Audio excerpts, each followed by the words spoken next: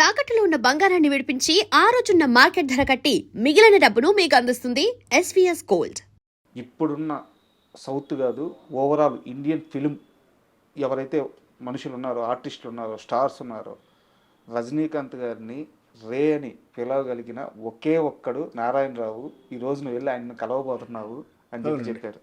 ఎప్పుడు ఒకే దీంట్లో ఉన్నాం. ఎప్పుడు కాదు, వాళ్ళు ఇద్దరికి అలవాటు ఉంది కానీ ఒకే సిగరెట్ కాల్చేవాళ్ళం. షేరింగ్ అంత క్లోజ్గా ఉండేవాళ్ళం. మా ఇంటికి వచ్చేవారు. మా అక్కయ్య వాళ్ళ కాపురం మెడ్రాస్లో ఉండే. సో మా అక్కయ్యని పిలిచేవాడు. భోజనాలకు కానీ వాటికి కానీ రావటం చాలా క్లోజ్గా ఉండేవాళ్ళం. కంటిన్యూస్ అండి. అంతులేని కథలో యాక్ట్ చేయడమే కాకుండా తర్వాత వరుసగా 2 సినిమాలు యాక్ట్ చేసాం. చిలకమ్మ చెప్పింది అని ఒక సినిమా, ఈరంకి శర్మ గారి డైరెక్షన్. అందులో కూడా రజనీకాంత్, సంగీత, నేను, శ్రీప్రియ. అది ఈరంకి శర్మ గారని ఆయన డైరెక్షన్. ఫస్ట్ పిక్చర్ ఆయన డైరెక్షన్లో, బాలచంద్ర గారి కో డైరెక్టర్. అది పాలకొల్లో షూటింగ్ చేసేవాళ్ళం. 3 నెలలు 15 రోజులు 10 రోజులు షెడ్యూల్ పాలకొల్లోనే షూటింగ్. మళ్ళీ అందరం మాకు ఎట్లా ఉండేదంటే ఆ రోజుల్లో కాల్ షీట్ అని షూటింగ్ ఉంటేనే వెళ్ళాలి, ఆ పద్ధతి లేదు అప్పుడు. మేమే ట్రావెలింగ్ దోసేవాళ్ళం, మేమే కెమెరాలు మోసుకెళ్ళేవాళ్ళం, మేమే అట్లాగే స్క్రిప్ట్లు చదివేవాళ్ళం, అసిస్టెంట్లు ఉండేవాళ్ళకి డైలాగులు నిలిపేవాళ్ళం. అలా యాక్ట్ చేస్తూ ఉండగా పాలకొల్లో చేస్తున్నప్పుడు ఒక అబ్బాయి వచ్చాడు. ఎవరో తెలుసా అబ్బాయి? పాలకొల్లు అంటేనే చేసేసి ఉంటారు. చెప్పండి, మీ నోటితో. ఆయన అప్పుడే చదువుకుని ఫినిష్ చేసి వచ్చారు, చదువు అయిపోయింది. మేము రజనీకాంత్ నేను ఇద్దరం షూటింగ్లో ఉన్నాం. మాతో వచ్చి మాట్లాడిన తర్వాత హోటల్ ఉంటే మా హోటల్కి వచ్చి మాతో పాటు ఉండి చాలాసేపు మాట్లాడి ఆయన చెప్పింది ఏంటంటే నాకు కూడా యాక్టింగ్ నేర్చుకోవాలని ఉంది అని అన్నాడు. ఆయన యాక్ట్ చేయాలని ఉందని. అప్పుడు మేము ఇద్దరు చెప్పిన సలహా ఏంటంటే, మేమిద్దరం కూడా అదే ఇన్స్టిట్యూట్లో చదువుకున్నామయ్యా. అప్పుడు వచ్చి ఏమని పిలిచారు మిమ్మల్ని? సార్ అన్నారా, హీరో గారు అన్నారా? మమ్మల్ని అంటే సార్ అనేవాడు, అన్నయ్య అనేవాడు. చెప్పండి. మేము వయసులో పెద్దాళ్ళం కదా. రజనీకాంత్ నాకంటే 4 ఏళ్ళు 5 ఏళ్ళు పెద్దాడు. ఆ అబ్బాయి రజనీకాంత్ గారిని ఏమని పిలిచారు? అన్నయ్య అని పిలిచారు. మిమ్మల్ని అన్నయ్య అని పిలిచారు. తర్వాత ఏం సలహా ఇచ్చారు అబ్బాయికి? సరే, అబ్బాయిని వెంటనే వచ్చి జాయిన్ అవ్వమంటే మెడ్రాస్ వచ్చి ఇన్స్టిట్యూట్లో జాయిన్ అయ్యాడు. తర్వాత ఇప్పుడు ఎంత ఉన్నాడో, ఎంత ఎదిగాడో మీ అందరికీ తెలుసు. చెప్పండి అబ్బాయి పేరు. చెప్పంతా నేను చెప్పాలా ఇంకా? మెగాస్టార్ చిరంజీవి. అప్పుడు మా పరిచయమే. ఆ తర్వాత ఆయన మెడ్రాస్ రావడం, ఇన్స్టిట్యూట్లో ఆయన చదువుతున్న రోజుల్లో కూడా నేను వెళ్తూ ఉండేవాడిని. ఎందుకంటే మాకు టీచరు దేవదాస్ కంకాల్ గారు, మా బ్యాచ్ కూడా ఆయన ప్రొఫెసర్. సారథి స్టూడియోస్ ఈరోజు అమీర్పేటలో, హైదరాబాద్ నడిబొడ్డులో, అంటే నేను కమర్షియల్గానే మాట్లాడుతున్నాను. అద్భుతమైన ల్యాండ్, కనీసం 1000 కోట్ల ఆస్తి అది. అవునండి, మీదే అది. అవునండి. అంటే యాక్చువల్ బేసికల్గా మా ఫాదర్ మొదటి నుంచి డిస్ట్రిబ్యూటర్. చెప్పాను కదా, నవయుగ ఫిలిమ్స్. అవును, నవయుగ సంస్థ అనేది టాప్ మోస్ట్ డిస్ట్రిబ్యూషన్ సంస్థ ఇన్ ఆంధ్రప్రదేశ్. ఈ రోజుల్లో లాగా జిల్లాల వారీ కాదు, అప్పుడు టోటల్ ఆంధ్రప్రదేశ్. అవును, 3 ఏరియాలకి ముగ్గురు ఉండేవారు. మా పెద్దనాన్నగారేమో విజయవాడలో ఉండేవారు, హెడ్ ఆఫీస్ అది. మా నాన్నగారేమో గుంటకల్లో ఉండేవారు. సో అందుచేత నేను గుంటకల్లోనే పుట్టా. నేను చదువుకునే 8th క్లాస్ వరకు గుంటకల్లోనే చదువుకున్నాను. ఆ తర్వాత సారథి స్టూడియోస్ తీసుకోవాల్సిన పరిస్థితి వచ్చింది. ఎందుకంటే అక్కినేని నాగేశ్వరరావు గారు ఎన్టీ రామారావు గారి అపోజిషన్ భరించలేక హైదరాబాద్ వెళ్ళిపోయి షిఫ్ట్ అయిపోదామని డిసైడ్ చేసుకున్నాడు. ఆయన భరించలేక కాంపిటీషన్కే. ఎందుకంటే ఆయన డామినేటింగ్ అప్పుడు. ఎక్కువ సంస్థలు, ఇప్పుడు విజయవాహిని అంటే కంప్లీట్గా రామారావు గారి సినిమాలు. ఓకే, ఆయనకి ఎప్పుడు కూడా కాంపిటీషన్ ఉండేది వీళ్ళిద్దరికి. బట్ ఆయన ఎప్పుడు పై చేయగానే ఉండేవారు ఎన్టీ రామారావు గారు. ఆయన ఏ క్యారెక్టర్ అయినా వేసేవాడు, మహానుభావుడు. నాగేశ్వరరావు గారు ఏమో రొమాంటిక్ క్యారెక్టర్స్, కథ ఇంపార్టెన్స్ ఉన్న క్యారెక్టర్స్, సాంఘిక సినిమాలు ఇలా ఆ, మొదట్లో జానపద సినిమాలు కూడా చేశారు ఈయన. సార్ కీలుగుర్రం అవన్నీ కూడా జానపదాలు కూడా చేశారు ఈయన. సార్ కృష్ణుడు వేశారు, అర్జునుడు వేశారు, అన్నీ వేశారు. ఆయన కామెడీ కూడా చేశారు కదా, మిస్సమ్మలు ఎంత గొప్పగా చేశారు ఆయన, అవును మహానటుడు. అయితే ఏదైనా ఆయన కాంపిటీషన్ ఫీల్ అయ్యడం కొంత, సార్ చెన్నారెడ్డి గారి స్నేహం కొంత. ఓకే మర్రి చెన్నారెడ్డి గారు చీఫ్ మినిస్టర్. సార్ అయితే ఇట్లా ఇండస్ట్రీ ఇక్కడ హైదరాబాద్ షిఫ్ట్ అయితే బాగుంటుందని అయితే అప్పుడు నాగేశ్వరరావు గారు అంటే నాకు అక్కడ స్టూడియో లేదు, అప్పుడు స్టూడియో క్లోజ్ అయిపోయింది. సార్ వాళ్ళు అది యాక్చువల్గా చల్లపల్లి రాజా గారిది ప్రాపర్టీ, అంటే చల్లపల్లి మహారాజా గారిది వాళ్ళ అబ్బాయి రామకృష్ణ ప్రసాద్ గారని, చల్లపల్లి రాజా గారు రియల్గా రాజు గారు ఆయన, ఆ వారిది సారథి బ్యానర్. సారథి బ్యానర్ అంటే అంతకుముందు చాలా పెద్ద పెద్ద సినిమాలు తీశారు. తమ్మారెడ్డి భరద్వాజ నాన్నగారు కూడా అక్కడ వర్క్ చేసినట్టు. దానికి మేనేజర్గా చేశారు. అవును అవును ఆయన తర్వాత మా నాన్నగారు వచ్చారు. అవును అవును అంటే అది ఎలా జరిగిందంటే ఫస్ట్ ఆ బ్యానర్, సారథి బ్యానర్ చాలా రామారావు గారితో ఆత్మబంధువు, కలిసి ఉంటే కల సుఖం, అవును ఇలాంటి సినిమాలన్నీ సారథిలో తీసినాయి. రోజులు మారాయి నాగేశ్వరరావు గారితో. అప్పుడు నవైగా ఫిలిమ్స్ వాళ్ళు సారథి స్టూడియో 45% షేర్స్ కొనుక్కున్నారు. అప్పటి నుంచి మా నాన్నగారు గుంటకల్ నుంచి ఇక్కడికి షిఫ్ట్ అయ్యారు స్టూడియో మేనేజ్ చేయడానికి 64లో. సార్ 64 నుంచి సారథి స్టూడియోస్ నాన్నగారే చూసుకున్నారు. మొదట్లో ఒకటే ఫ్లోర్ ఉండేది, తర్వాత 2 ఫ్లోర్లు కట్టారు, మొత్తం 3 ఫ్లోర్లు అయినాయి. స్టూడియో బ్రహ్మాండంగా నడిచేది. ఇప్పుడు మెట్రో స్టేషన్ ఉంది కూడా అంతా సారథి స్టూడియోస్లోనే ఉండేది. అప్పట్లో అమీర్పేట మెట్రో స్టేషన్ ఉంది, అదంతా సారథి స్టూడియోస్ గేటే. అక్కడ ఉండేది మెయిన్ గేటు. స్టూడియో మీరు అమ్మేసుకున్నారో లేకుంటే మీ వాటాలు మీరు వెనక్కి తీసుకున్నారో నాకు అంత ఐడియా లేదు. బట్ ఆ రోజుల్లో మీరు స్టూడియో కొనడానికి ఎంత ఇన్వెస్ట్ చేశారు, ఎంత మీకు రిటర్న్ వచ్చింది? లేదండి, అది ఇన్వెస్ట్మెంట్ అంటే నవైగా నుంచి ఫండ్స్ వచ్చాయి. నవైగా అప్పటికే బాగా పెద్ద కంపెనీ. సినిమాలు కొన్ని వేల సినిమాలు రిలీజ్ చేశారు, కొన్ని వేల సినిమాలు సూపర్ హిట్లు అయినాయి.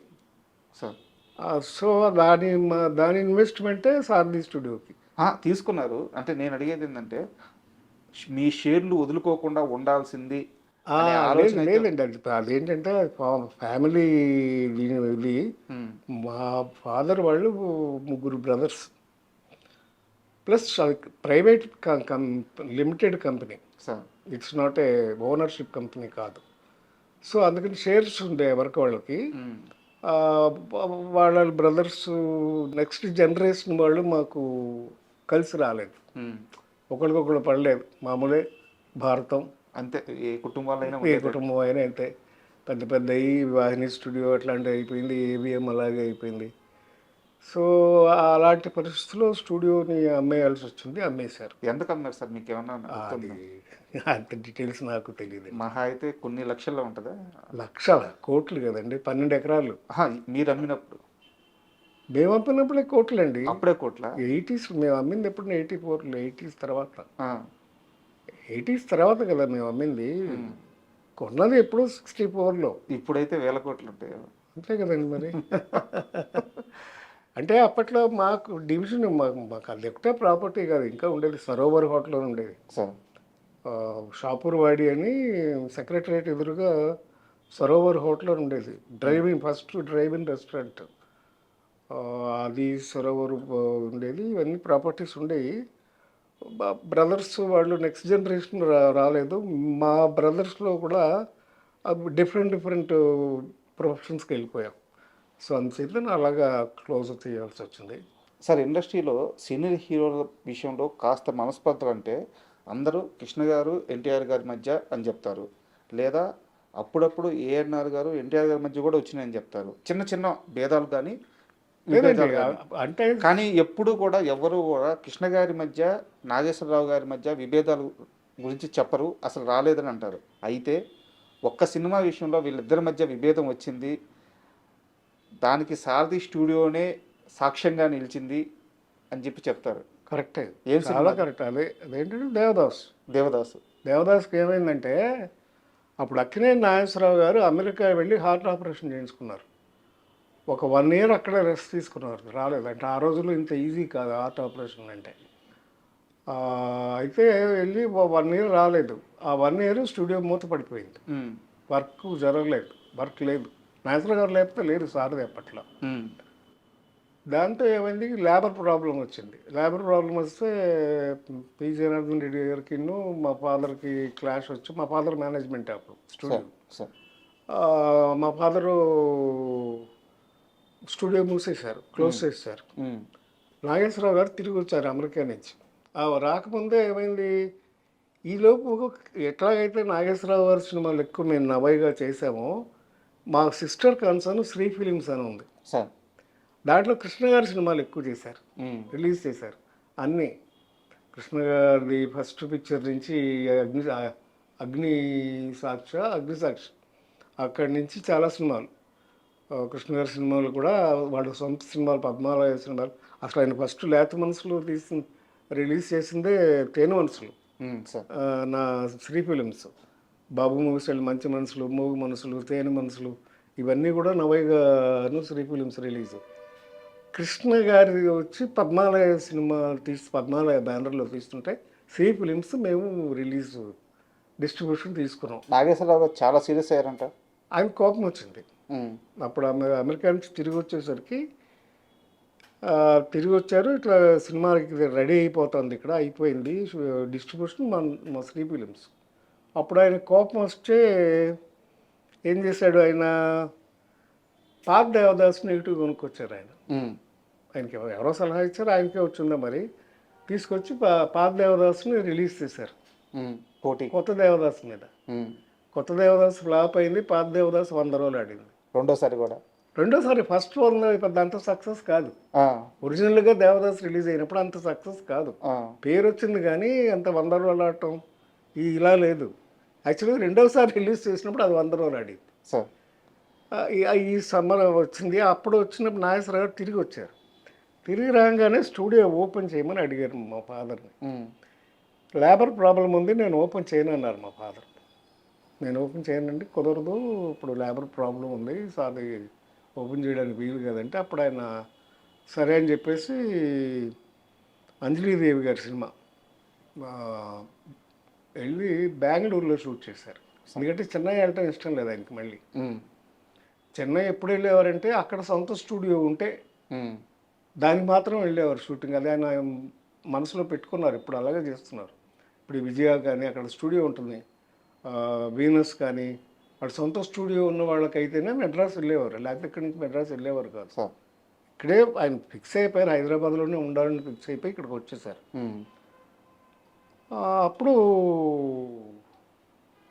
బెంగళూరులో షూటింగ్ చేశారు. చేస్తే అప్పుడు ఇంక నాకు సొంతంగా స్టూడియో కావాలని డిసైడ్ చేసుకుని అప్పుడు అన్నపూర్ణ తీసుకోవడం ఇవన్నీ జరిగినాయి.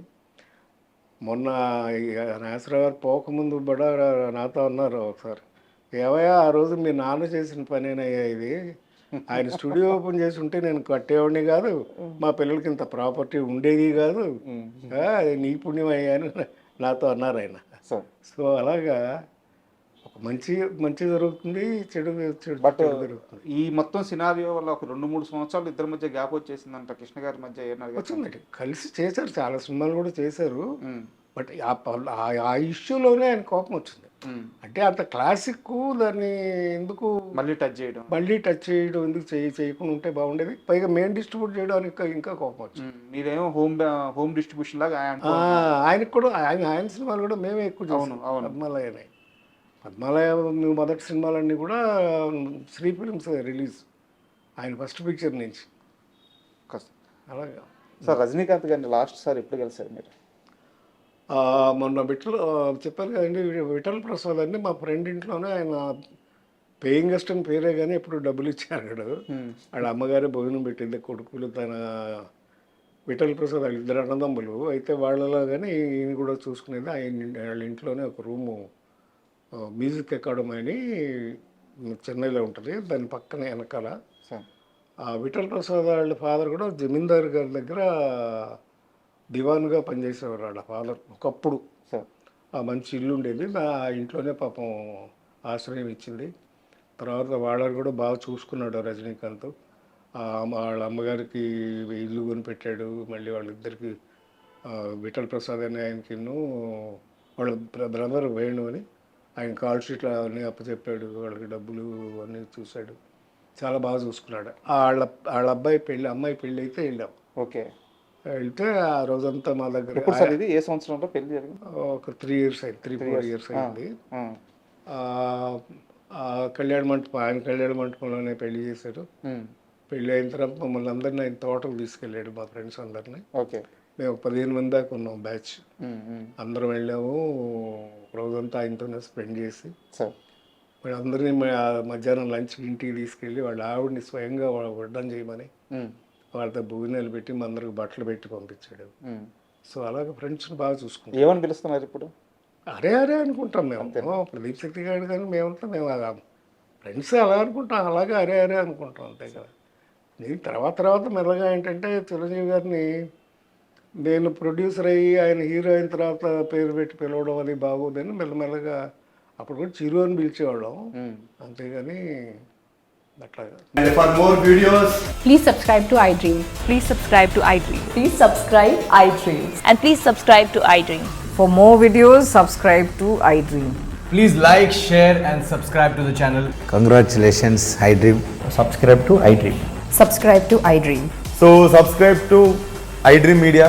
iDream ki iDream team andarki huge congratulations. Please subscribe iDream Media. Please subscribe to iDream. Subscribe iDream. Please subscribe to iDream.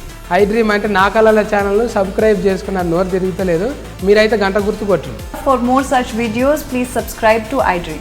Subscribe to iDream. Please subscribe to iDream. Please subscribe iDream Media. Please do subscribe to iDream. Please subscribe to iDream Media. For best entertainment and information, please subscribe iDream. And don't forget to subscribe to iDream.